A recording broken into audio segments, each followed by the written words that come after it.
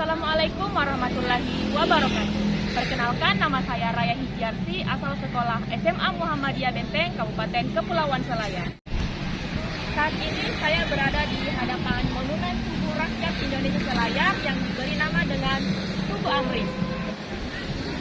Tugu Amris dibangun untuk mengenang jasa-jasa 12 pejuang Selayar yang gugur dalam melawan penjajah. Tugu Amris berdiri kokoh di lapangan Pemuda Benteng, Kabupaten Kepulauan Selayar. Tugu dengan tinggi 6,25 meter ini menggambarkan pemuda Selayar yang menunjuk laut sambil memegang badik. Makna badik adalah simbol keberanian pejuang Selayar dalam melawan penjajah. Kepulauan Selayar telah dikenal sejak zaman Majapahit dalam kitab Kertagama karangan Empu Prapanca tahun 1364.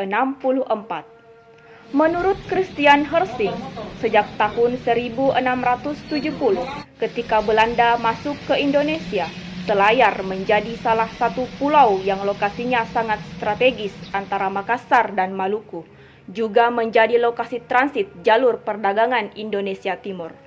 Dalam kitab Amanagapa, Selayar disebut sebagai salah satu daerah tujuan niaga. Bukti Selayar sebagai daerah transit dan jalur perdagangan timur dan barat.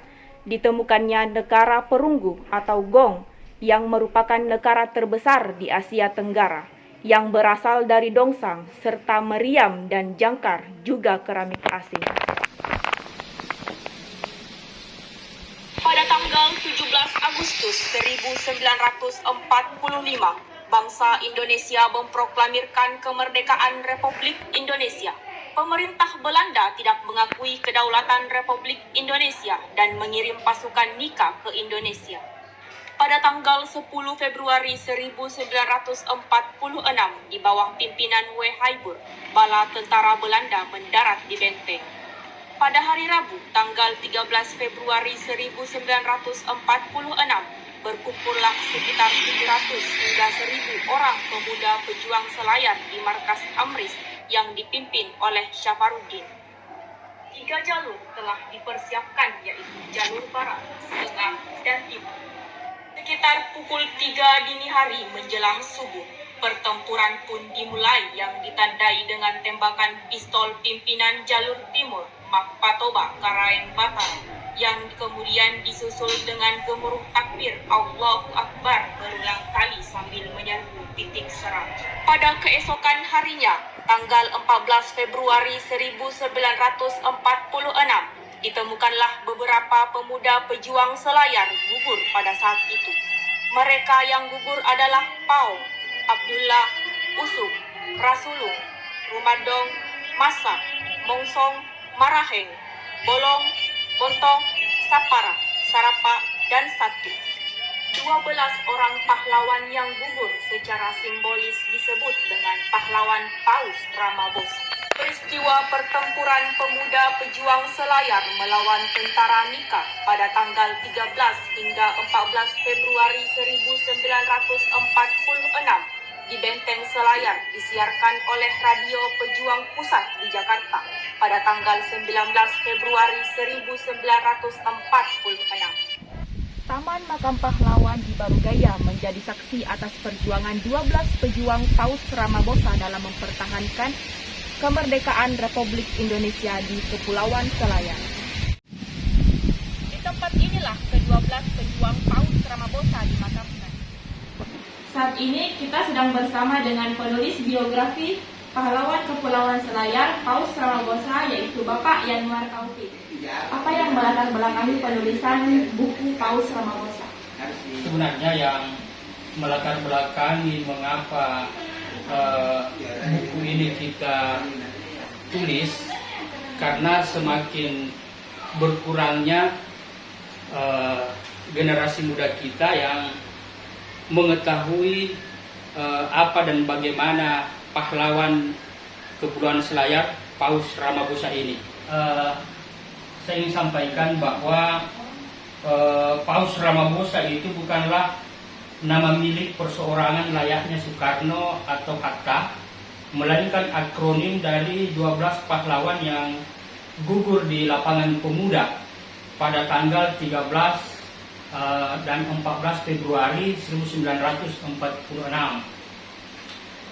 Paus Ramagosa ini, ya saya kira di buku ini sangat jelas bahwa karena saya sudah sampaikan tadi bahwa Paus Ramagosa itu adalah akronim dari 12 pahlawan yang gugur. Ya ini P itu Paung, kemudian A Abdullah, kemudian Usuk, kemudian Ra Rasulun dan Rumadong, kemudian Ma Masa Monson dan Maraheng, kemudian Bo Bonto Bolong, dan saya Sapara Sarapa dan Satu. Saya kira ini. Bagaimana harapan Bapak terhadap generasi muda mengenai perjuangan Paus Ramagosa di Kepulauan Selayar? Ya, jadi kalau menurut saya sebenarnya yang melatar belakangi mengapa buku ini kita tulis, ya karena kita ingin bagaimana sejarah perjuangan Paus Ramagosa ini yang semakin hari semakin memudar ini bisa diketahui oleh generasi hari ini. Ya, kita berharap bagaimana generasi kita hari ini, khususnya di Kabupaten Kepulauan Selayar dan Indonesia secara umum, untuk menjadikan semangat heroik yang dimiliki oleh Paus Ramagosa ini bisa menjadi pemantik bagi anak-anak kita hari ini untuk mengisi kemerdekaan bangsa kita. Ya, jadi kalau misalnya anak-anak SMA, anak-anak mahasiswa kita, caranya mereka belajar dengan baik, ya, mengisi kemerdekaan yang telah direbut oleh para pendahulu kita, khususnya Paus Ramagosa di Kabupaten Kepulauan Selayar. Demikian perbincangan kita dengan Bapak Yanuar Taufik sebagai penulis biografi pahlawan Kepulauan Selayar, yaitu Paus Ramagosa. Terima kasih atas waktu yang telah diberikan kepada kami.